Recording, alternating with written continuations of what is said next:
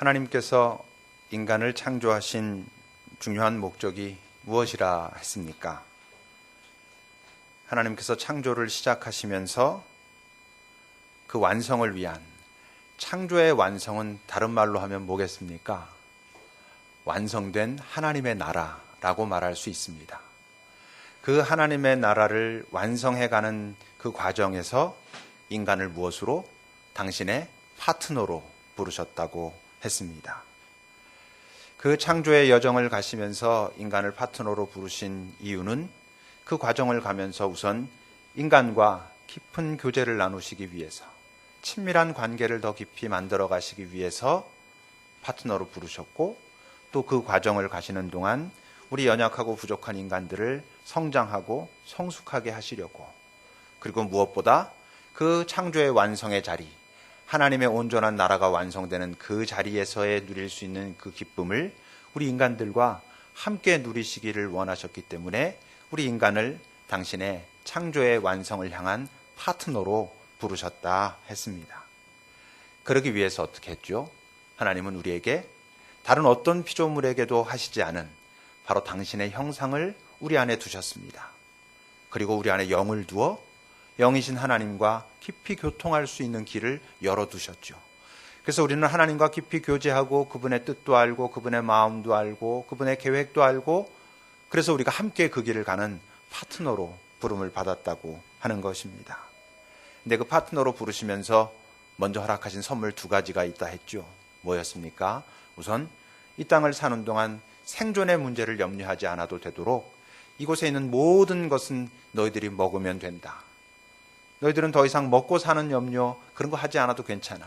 내 파트너로 이 같은 사역을 해가는 동안 너희들은 그것만 열심히 하면 된다 하셨고, 그뿐만 아니라 인간들에게 당신의 권위를 허락하셔가지고 인간으로 하여금 그 모든 피조물들을 다스리고 지키게 하셨다 했습니다. 그렇게 해놨으면 우리 생각엔 모든 인간들은 참 온전하고 완벽할 것 같은데, 여러분 오늘 본문 18절은 이렇게 기록하고 있습니다. 여러분 본문 18절을 보십시오. 여호와 하나님이 이르시되 사람이 혼자 사는 것이 좋지 아니하니 내가 그를 위하여 돕는 배필을 지으리라 라고 말씀하십니다. 모든 것이 갖추어진 것 같은데 왜 아담이 혼자 살아가는 것을 보시면서 그게 좋지 않다라고 말씀하신 걸까? 근데 그 전에 우리가 먼저 기억해야 될 게 있습니다. 뭐냐면 하나님이 아담을 창조하시고 남자를 창조하시고 그냥 살게 하셨습니다. 그래 놓고 보니까 이게 인간이 허접하고 부족한 것도 많고 헤매고 이래서 보니까 이거 혼자 살게 하면 안 되겠구나. 작전을 바꾸자. 또 여자를 하나 만들어야 되겠다. 이런 게 아니라는 것이죠. 그러신 게 아니고 이미 하나님께서 인간을 창조하시고자 하실 때 이미 남자와 여자로 창조하시기로 이미 계획해 놓으셨습니다. 여러분 창세기 1장 27절을 보십시오. 하나님이 자기 형상 곧 하나님의 형상대로 사람을 창조하시되 남자와 여자를 창조하셨다라고 기록하죠.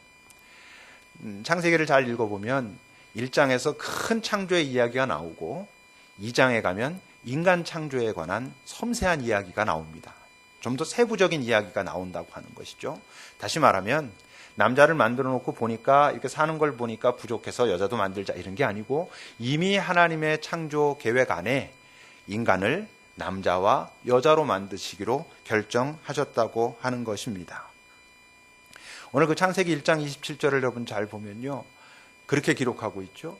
인간을 당신의 형상을 따라 창조하시되 남자와 여자로 창조하셨다 그랬습니다. 여러분 거기에는 어떤 의미가 숨겨져 있겠습니까?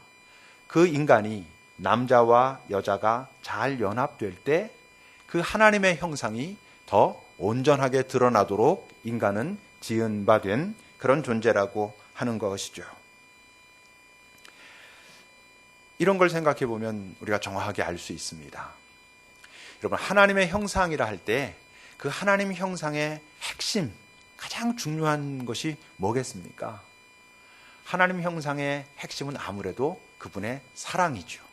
그래서 우리는 하나님은 사랑이시라 이렇게 이야기합니다. 그렇다면 인간이 행할 수 있는, 인간이 보여줄 수 있는 사랑 중에 그 하나님의 사랑에 가장 가까이 다가가 있는 게 여러분 무엇일 거라고 생각하십니까? 많은 사람들이 엄마의 사랑이라고 말합니다. 모성애. 아닙니다. 근데 그 모성애가 참 귀하긴 하지만 그보다 더 온전한 인간이 보일 수 있는 사랑이 있습니다. 그것이 뭐냐 하면 부모의 사랑입니다.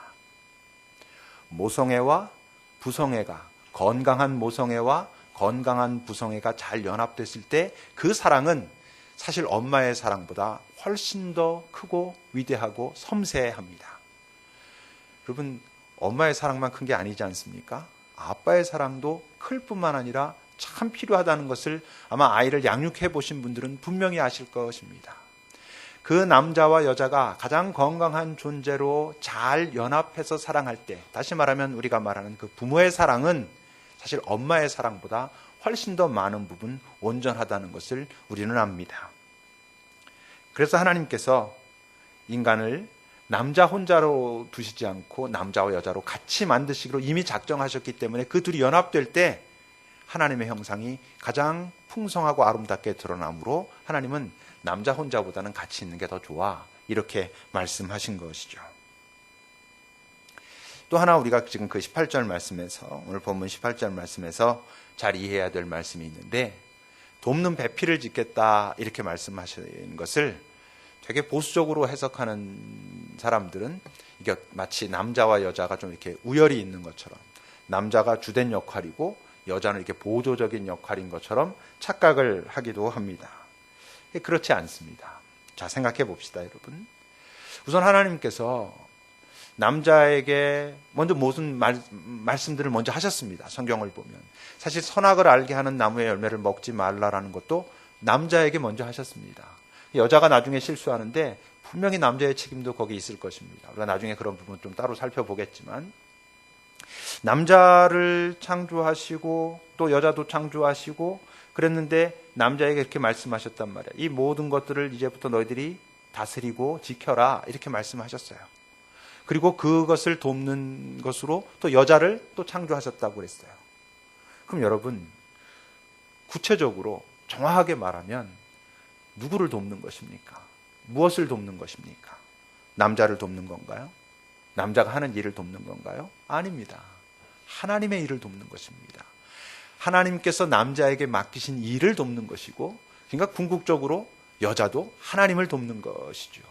그러니까 그 둘은 누가 누구의 우열이 있어가지고 누가 누구를 이렇게 돕는 자로, 누구는 이끌어가는 자로가 아니라 둘이 사실은 무엇입니까? 서로 돕는 배필로 하나님은 만드셨습니다. 이 배필이라는 단어가 우리는 보통 부인을 얻는다라고 할 때 배필을 얻는다, 이렇게들 이제 많이 사용하는 것 같아요.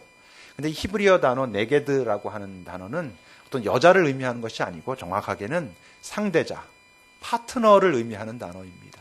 그러니까 하나님께서 당신의 일을 이루어가는 데 있어서 남자 혼자 가는 것이 부족하다고 느끼시기 때문에, 부족하도록 사실은 인간을 만드셨기 때문에 여자와 함께 그 일을 감당해 가도록 했습니다. 그러니까 여러분, 돕는 배필이 해야 될 중요한 일이 두 가지가 있겠죠. 첫째는 뭐겠습니까? 그 일이 잘 돼 가도록 서로 연합해서 도우면서 해가는 역할이 있을 거고, 또 한 가지 역할은 그 길이 잘못된 길로 가지 않도록 그것을 잘 지켜보고 서로 그런 마음을 나누고, 이런 두 가지 역할이 같이 있다고 하는 것이죠.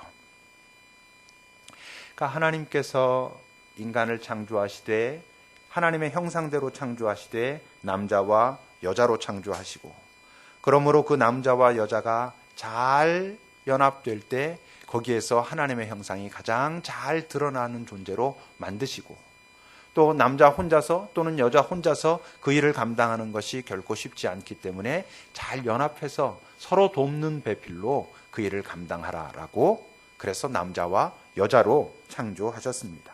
그러니까 혼자 있는 것이 별로 보기 좋지 않다라고 말씀하셨습니다. 그런데 혼자 사는 것이 좋지 않다고 하신 이유는 또 있습니다. 그건 인간을 위한 선물일 겁니다. 여러분, 하나님과 인간의 존재 방식은 분명히 다르죠? 하나님은 영이신 분이십니다. 인간은 몸도 있고 혼도 있고 영도 있다고 했었죠. 그러니까 하나님과 인간은 그 존재 방식이 아주 본질적으로 다른 것입니다. 그럼 어떤 것일까?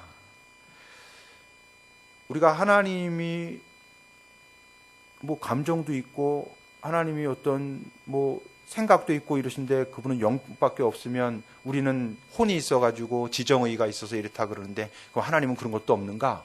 아니, 하나님의 감정, 하나님의 의지, 하나님의 이성, 생각, 판단 이런 것은 영이신 그 하나님 안에 모두 다 온전하게 일치된 모습으로 녹아있기 때문에 그분 안에는 그런 갈등이 없어요. 우리 인간에게 그것은 있는 것이죠. 그러니까 우리 인간에게만 몸이 있고 이런 육신이 있고 그리고 우리 인간에게만 뭔가 느끼고 우리 인간들 독특한 감정과 의지와 생각들이 있어요. 여러분, 그래서 하나님께서 혼자 있는 것이 좋지 않아, 너희들이 같이 있는 게 더 좋아 라고 말씀하신 데에는 바로 그렇게 하나님과는 다른 존재 방식으로 존재하는 인간을 향한 선물이 있습니다. 뭐겠습니까? 몸의 사랑을 허락하신 것이죠. 남자와 여자의 육체적인 사랑을 하나님께서 허락하셨습니다. 또 하나의 사랑은 뭐겠어요? 혼적인 사랑. 다시 말해서 그의 감정과 그의 이성과 그의 모든 의지와 이런 것들을 나눌 수 있는 사랑을 또 하나님께서 허락하셨다고 하는 것이죠. 그러니까 여러분, 몸과 혼의 사랑은 우리 육신의 사랑, 또 우리의 감정과 우리의 생각과 우리의 의지와 이런 것들을 교감할 수 있는 사랑이 온전하기 위한 전제 조건은 뭐겠습니까? 당연히 하나님과의 영적인 사랑이 충만할 때 그것들도 본질적인 즐거움과 기쁨을 누릴 수 있는 것이죠. 그래서 그런 말을 합니다. 만약 우리 인간들이 타락하지 않았다면 이 성의 즐거움, 이 성적인 즐거움이 지금 이 세계에 존재하는 것과는 전혀 본질적으로 다른 차원의 기쁨이 있었을 것이다. 그 성의 즐거움도 하나님께서 인간에게 허락하신 것이기 때문에 하나님 안에서 하나님과의 깊은 관계 속에서 인간에게 허락하신 그 육체의 즐거움, 성적인 즐거움을 나누게 됐다면 지금 같은 뭐 많은 경우 그냥 말초적인 데서 끝나버리고 마는 그런 것들을 훨씬 넘어서는 정말 충만한 기쁨, 존재와 존재의 깊은 연합의 그 기쁨들이 충만했을 것이다, 이렇게 생각할 수 있습니다. 여러분, 오늘 본문 24절과 25절을 한번 보세요. 이러므로 남자가 부모를 떠나 그의 아내와 합하여 둘이 한 몸을 이룰지로다. 물론 24절 이 말씀이 단순히 남자와 여자의 육체적인 사랑의 관계만을 의미하는 것은 아닙니다. 훨씬 더 포괄적인 것을 의미하지만 분명히 여긴 육체의 문제도 포함되어 있죠. 또 25절 보면 아담과 그의 아내 두 사람이 벌거벗었으나 부끄러워하지 아니하였다 그럽니다. 이것도 단순히 너 발가벗었네, 부끄러워 안 부끄러워, 이런 것보다는 훨씬 더 깊은 의미가 있겠지만 여기에는 어떤 의미가 분명히 담겨져 있냐 하면 이 육체가 하나님께서 처음 창조하시고 훼손되지 않았을 때 그들의 그 사랑은 훨씬 더 아름답고 귀하고 즐거울 뿐만 아니라 기쁨과 연합이 일어나는 정말 소중한 것이었다라는 것을 우리에게 말해줍니다. 그뿐만 아니죠. 그 몸의 문제뿐만이 아니라 여러분, 혼의 문제도, 여러분, 우리가 어떤 친구를 말할 때 아마 최고로 좋은 친구라고 말할 때 우리가 하는 말이 영혼의 친구라는 말을 하죠. 아마 그 부분과 다 있는 것입니다. 내 안에서 일어나는 그 감정들을 숨길 필요 없이 다 꺼내서 나눌 수 있고, 내 안에 일어나는 여러 생각, 이성 또는 의지, 소망, 어떤 욕망, 이런 것들을 다 꺼내서 나눌 수 있는, 교감할 수 있는, 공감할 수 있는 이런 친구를 영혼의 친구라고 합니다. 여러분, 만약 우리 인간이 타락하지 않았다면 여기는 우리 모두는 바로 영혼의 친구로 다 존재할 수 있었을 것입니다. 내 안에 있는 어떤 마음, 어떤 의지, 어떤 생각, 의도, 이런 것들을 다 꺼내놓고 나누고 서로가 서로를 격려하고 더 잘 갈 수 있도록 돕고 서로 다른 것을 인정하지만 그 인정하는 속에서 또 새로운 것을 발견해내고 그런 우리가 지금 관계 속에서 얼마나 서로가 서로에게 눈치를 보고 지금 저 사람이 나를 어떻게 판단하는지가 두렵고 내가 저 사람을 볼 때 내 마음속에서 불편함이 일어나고 얼마나 그런 것들이 일어납니까? 그런 것들이 우리가 훼손되지 않았다면 다들 한 명 한 명이 영혼의 친구로 아름다운 모습으로 살아갈 수 있었을 거라고 하는 거죠. 근데 그 여자를 만드시는데 21절과 22절을 보면 이렇게 기록하죠. 여호와 하나님이 아담을 깊이 잠들게 하시니 잠들매 그가 그 갈빗대 하나를 취하고 살로 대신 채우시고 그리고는 여호와 하나님이 아담에게서 취하신 그 갈빗대로 여자를 만들었다. 이제 이걸 가지고 이제 목숨 걸고 덤벼드는 사람들이 있습니다. 이제 그러면 남자는 갈비뼈가 어느 쪽에 한쪽이 없느냐, 뭐 어떻게 되느냐. 가끔 제가 말씀드리지만 이게 뭐냐면 이제 하나님의 유머죠. 온 우주 만물과 모든 것들을 사용하셔서 당신의 어떤 그 마음을 드러내실 수 있는 그런 분. 성경에서 보면 그런 이야기들이 있다 그랬잖아요. 하나님께서 당신의 백성들에게 너희들은 이 전쟁이 어떻게 되는지 두고 보라. 이 전쟁은 내가 나갈 것이니 너희들은 할 것이 없다. 그들이 그 말을 듣고 찬양을 시작할 때에 하나님께서 그 일을 이루신다. 이런 기록들이 성경에 많이 있어요. 그게 전부 하나님의 유머인 것이죠. 정말 큰 우리랑은 비교할 수 없는 능력을 가지신 분이기 때문에 오직 그분만 하실 수 있는 어떤 것. 여러분 전쟁을 하는데 자기 백성들이 당신의 백성이 찬양을 시작하는 바로 그 순간 당신의 능력을 나타내시는 참 멋지고 재미있는 이게 웃긴다는 뜻이 아니라 참 유머가 그 안에 담겨져 있는 그런 부분이 있으시지 않습니까? 이것도 하나님께서 굳이 남자에게 갈빗뼈를 빼가지고 이렇게 하셨다라는 건 우리가 정말 다큐멘터리로 막 따지고 들어가지고 이게 과연 창조냐 진화냐 이럴 문제라기보다는 하나님께서 인간들을 그런 식으로 서로 연합하는 존재로 연합할 때 훨씬 더 아름다운 존재로 창조하셨다라는 것을 당신께서 보이시기 위한 당신의 어떤 메시지, 이야기, 스토리인 것이죠. 그렇게 데려왔을 때 여러분 아담이 뭐라 그럽니까? 23절을 보세요. 아담이 이르되 이는 내 뼈 중에 뼈요 살 중에 살이다 이렇게 말해요. 이게 너는 내 요 뼈다구 하나로 만들어진 거야 이런 말을 하는 게 아니잖아요. 너는 결코 내게서 없으면 안 되는 존재다. 내가 살아가는 데 있어가지고 내게 꼭 필요한 존재. 다시 말하면 서로가 서로에게 꼭 필요한 존재다라는 것을 의미하는 것이죠. 근데 여러분 문제가 생겼습니다. 뭐죠? 하나님께서 그 창조의 완성을 향한 그 여정의 파트너로 인간을 부르시고 그 인간에게 모든 당신의 권위와 권세를 허락하시고 살아가는 문제도 해결해 주시고 그리고 당신과 친밀한 교제를 그러면서 성숙해하고 마지막 자리에서도 기쁨을 누리자고 그뿐만 아니라 인간만 가질 수 있는 인간만 나눌 수 있는 사랑의 많은 부분들까지 다 허락하셔서 그렇게 하셨는데 바로 그것을 모두 누릴 수 있었던 그 에덴 동산에서 인간은 타락합니다. 인간이 타락했다고 하는 말은 어떤 의미냐 하면 하나님께서 세워놓으신 창조의 질서가 인간에 의해서 깨뜨려졌다는 것을 의미합니다. 무엇보다 무슨 질서? 관계의 질서가 다 깨져버린 것입니다. 하나님과 인간의 관계가 깨졌죠. 하나님과 인간의 관계만 깨진 것이 아닙니다. 남자와 여자의 관계도 깨졌습니다. 남자와 여자가 이토록 아름다운 모습으로 하나님께로부터 부름받고 창조되었고 살도록 허락받았지만 그 관계가 깨집니다. 이제 여러분 3장에 가면 나옵니다. 아담이 이제 하나님께서 부르시잖아요. 하나님께서 너 어딨냐 이렇게 불렀을 때 제가 이렇게 숨었습니다. 두려워해서 너 왜 어떻게 그렇게 됐냐? 그러니까 뭐라 그러게요? 하나님께서 내게 보내주신 여자, 저 여자가 그래서 내가 이랬습니다. 그럽니다. 그 전까지 지금 오늘도 말씀 보면요. 내 뼈 중에 뼈요, 살 중에 살이요. 2인칭으로 부르 당신은 나에게 이런 존재입니다. 이랬거든요. 근데 딱 문제가 발생하자마자 저 여자가 그랬습니다. 그래서 3인칭의 관계로 바뀝니다. 여러분 남자와 여자가 참 다 좋게 지내는 것 같아도 이 남자와 여자가 갖게 되는 그 긴장 관계라는 게 참 심각한 부분들이 여러분 있다는 거 아시죠? 그런 관계로 바뀌었습니다. 다 훼손된 것이죠. 육체의 사랑도 어떻습니까?